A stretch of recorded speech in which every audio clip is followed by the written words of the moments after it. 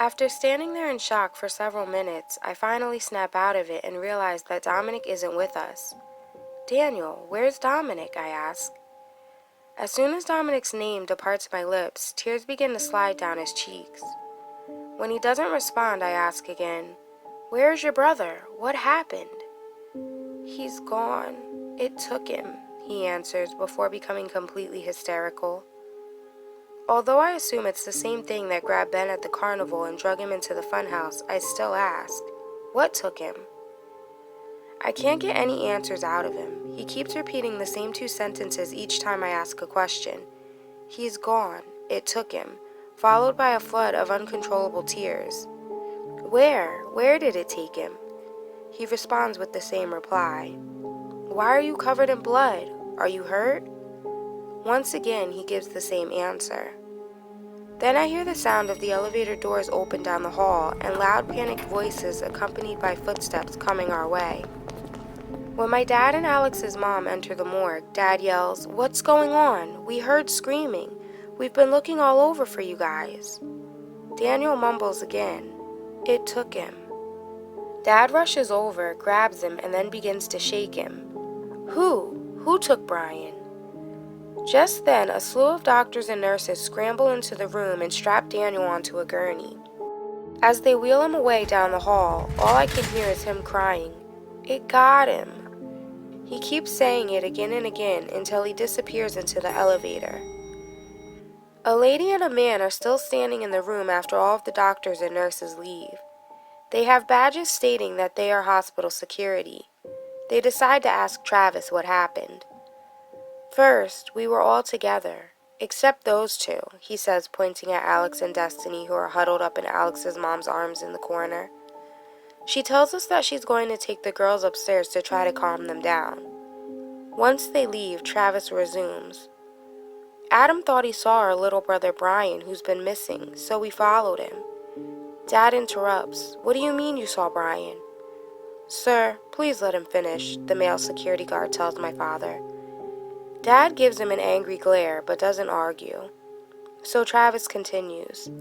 "Then we heard screams, and Destiny went running down the hallway. So we split up. The twins went after her, and me and Adam went to go find our brother. He led us here into the morgue, and then the lights went out. When they came back on, Daniel was standing in here with us, covered in blood. Then Alex and Destiny showed up, but we don't know where Dominic is. We tried to ask Daniel what happened and where he was, but he wouldn't tell us." The woman security guard asks, "He said something like, 'It took him,' or 'it got him.' What is he referring to?" I butt in and answer before one of the others says something that they shouldn't. "We don't know," I tell her. The security guards excuse themselves and step out into the hallway for a moment to talk to each other in private. That's when Dad approaches me and asks again, "What do you mean you saw Brian? Where is he?" He finally notices what I'm holding in my hand. Through all of the commotion, I'd forgotten all about it. He takes Brian's Paw Patrol jacket from me and clenches it tightly to his chest. Then he lifts it up to his nose and inhales deeply. I freeze because I don't want to tell him how I ended up with it. I know that he won't believe me. Travis can sense my hesitation. "Just tell him," he commands. "Why? He won't believe it. None of the grown-ups will." I finally tell him how I thought I saw Brian, and then I found the jacket in the morgue. Dad hugs me tightly and says, "I know you miss him, buddy. I do too. But this jacket must belong to another little kid. Probably an employee who works here who brought their kid to work one day and they lost it. Or maybe even someone who passed away. When I bought Brian his jacket, it was the last one on the shelf, so these are pretty popular. He's not the only kid who had one." Dad has a look on his face like he's begging for me to agree with him. So I just nod my head, even though I know it's not true. At that moment, the cops show up. This is the 4th time in 2 weeks. I'm getting really tired of seeing them. The police officers on scene escort us upstairs to where Alex and Destiny are, then take each one of our statements separately. I don't know what the others told them. I'll have to find out later. Then they search the entire hospital, but the only thing they find is a smeared bloody handprint on a wall and streaks of blood leading out a back door. We still aren't able to visit Ben. His doctor tells us he lost a lot of blood and he had to have a blood transfusion. He's conscious, but very weak, so he tells us to come back tomorrow if we want to visit with him. So we all part ways and go home. My mom nearly has a nervous breakdown when my dad tells her that Dominic has gone missing too. I think that's why he decides not to mention anything about Brian or the jacket I found. He gives both Travis and I a look, warning us not to say a thing. She grounds both of us. No phones, no video games, no leaving the house. I think it's more because she's so worried, not because we did anything wrong. She watches over us like a hawk. The next day, I'm finally able to sneak my phone out of her dresser when she goes to take a shower. I snatch it, rush back to my room, and quietly close the door behind me. I call up Alex first. She's grounded too, but her parents let her talk to me for a few minutes. "What did you tell the police?" "I didn't tell them anything," she replies. "Well, do you know what Destiny told them?" She answers, "No, but here's her number so you can call and ask her." Then she gets real quiet before saying, "Adam, I'm really starting to worry. Brian and Dominic are both missing and Ben is in the hospital.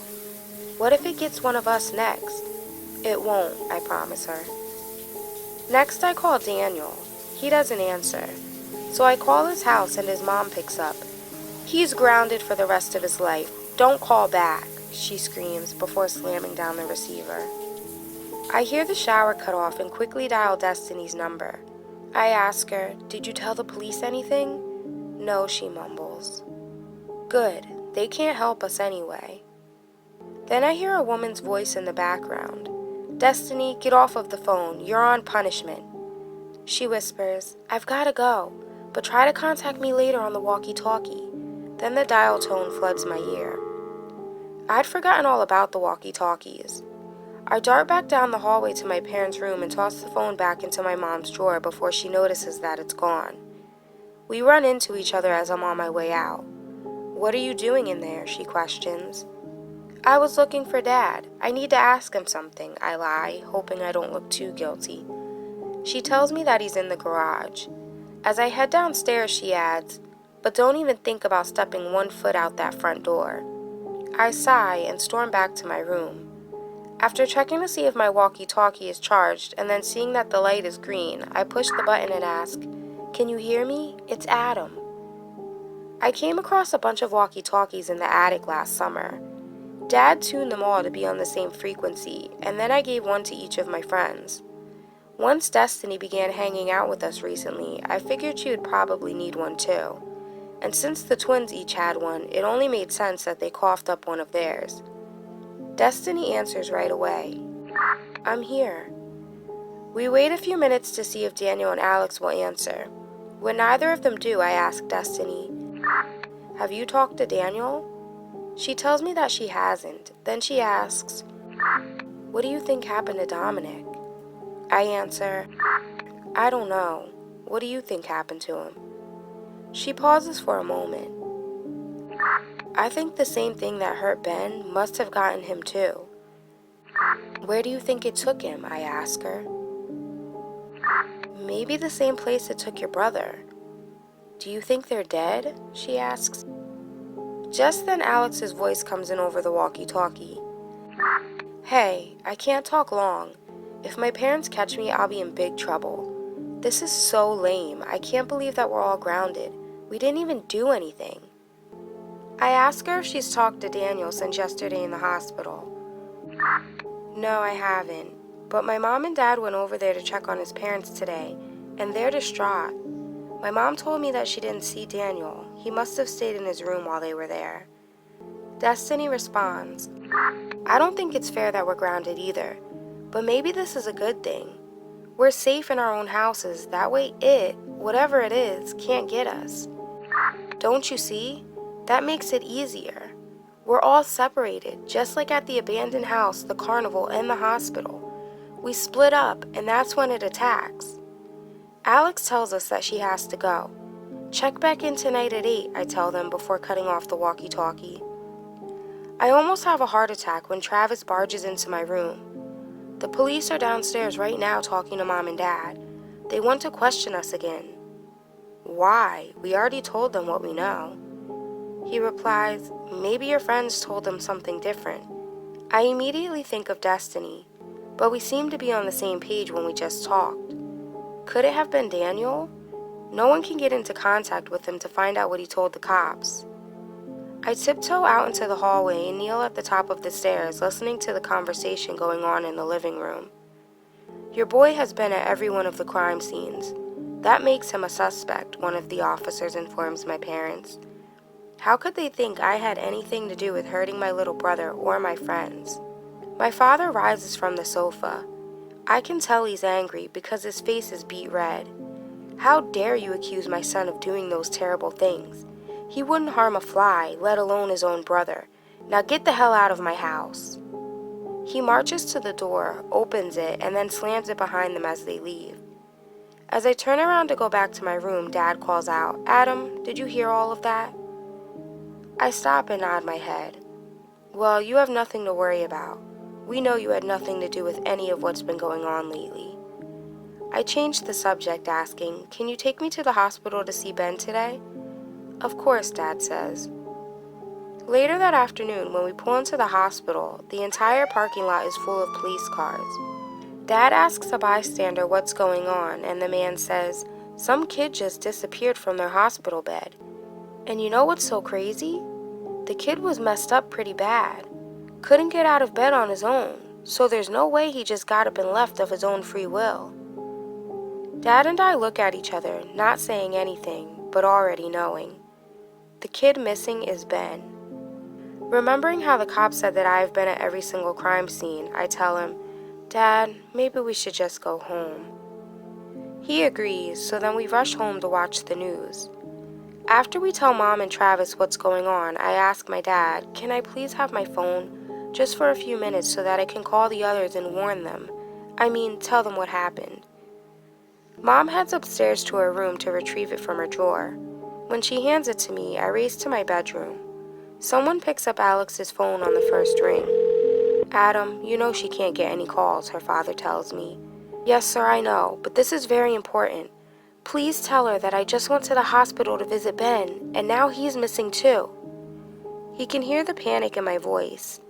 He tells me to hold on a second, and I can hear him speaking to someone. Then Alex gets on the phone. Adam, what happened? I don't know. As soon as I got there, someone said that a kid was missing. I'm sure that it's Ben. How can you be sure? She asks. I tell her, a man described him to me. She begins to cry, so I tell her that I have to go so that I can call the others and warn them too. Be careful, and whatever you do, make sure that you're never by yourself, I warn her. I call Daniel next, but there's no answer at his house or when I call his cell phone, so I move on to Destiny. She picks up, but all I can hear is a massive amount of noise. Then the call drops. When I call back, she doesn't pick up, so I text both her and Daniel. I hope they get my message before it's too late. I head back downstairs and find everyone in the living room watching the news. Did you get a hold of them? Travis asks me. Only Alex, I answer, staring at the TV. Then the 5 o'clock news report begins. There is a reporter standing in front of the hospital trying to remain composed with the enormous amount of wind that is blowing. We have breaking news. We have been getting reports of something going on here at Whitehurst Medical Center. We have just found out that a patient is missing. Ben Bateman is the teen who was injured in a terrible accident that occurred inside of the funhouse at the carnival last night. If anyone has seen him, you're urged to notify the police right away. He could be in danger. Throw up comes halfway up my esophagus, then slides back down. The wind begins to howl right outside my house. Dad peeks out the window and announces, "Looks like there's a storm headed our way." I shudder. Little does he know, just like the storm that's coming, this thing unleashes death and destruction, and I think it's just beginning.